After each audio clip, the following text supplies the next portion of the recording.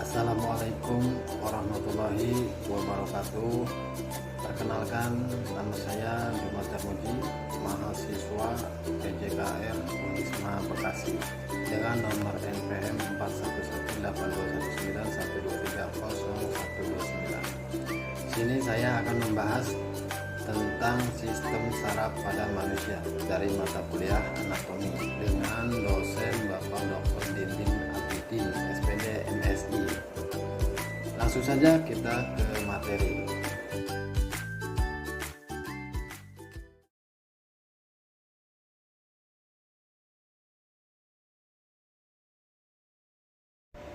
Langsung kita ke materi sistem saraf. Apa yang dimaksud dengan sistem saraf? Sistem saraf adalah sistem organ yang terdiri atas serabut saraf yang tersusun atas sel-sel saraf yang saling terhubung dan esensial untuk persepsi sensori indrawi. Sedangkan saraf sendiri adalah serabut atau jaringan yang membentuk sistem saraf dalam tubuh manusia dan hewan. Dalam susunan sistem saraf, ada susunan saraf pada manusia yaitu susunan saraf pusat dan susunan saraf tepi. Susunan saraf pusat terdiri dari otak dan sumsum tulang belakang, sedangkan susunan saraf tepi ada saraf sadar dan saraf tak sadar. Otak atau encephalon ada otak besar, otak kecil, sumsum lanjutan, dan otak tengah. Sistem saraf pusat ada otak, medula spinalis menyalurkan informasi dari dan ke otak.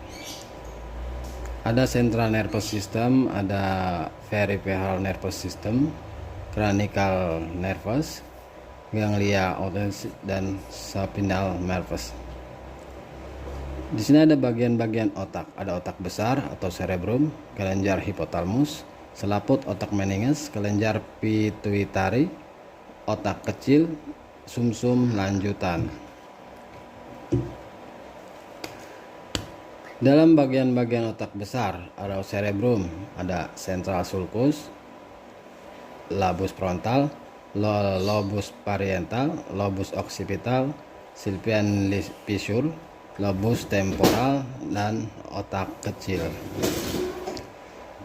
Otak kecil atau cerebellum merupakan bagian terbesar dari otak belakang, terletak di bawah lobus occipital. Fungsi dari otak kecil yaitu pengaturan dan koordinasi gerakan, postur, dan keseimbangan.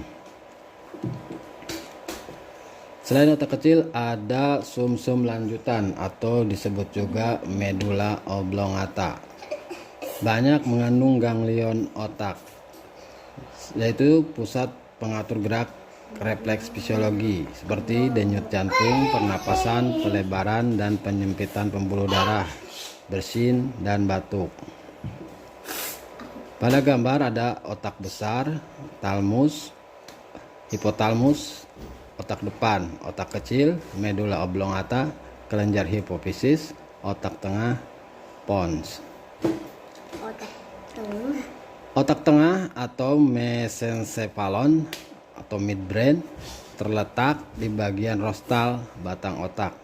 Fungsinya itu untuk penglihatan, pendengaran, gerak mata, gerak tubuh. Cerebral hemisphere, diencephalon, cerebellum, brain midbrain. Jadi dalam gambar ada brain system midbrain, itu adalah otak tengah. Selain otak tengah ada sumsum tulang belakang atau medula spinalis.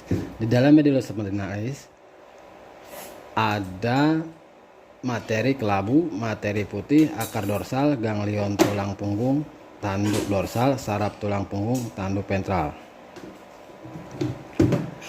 Selain itu ada sistem saraf tepi.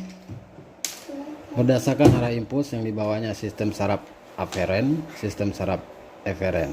Dan berdasarkan asalnya ada sistem saraf kepala, sistem saraf tulang belakang, atau bisa juga disebut juga dengan sistem saraf sadar dan sistem saraf tak sadar.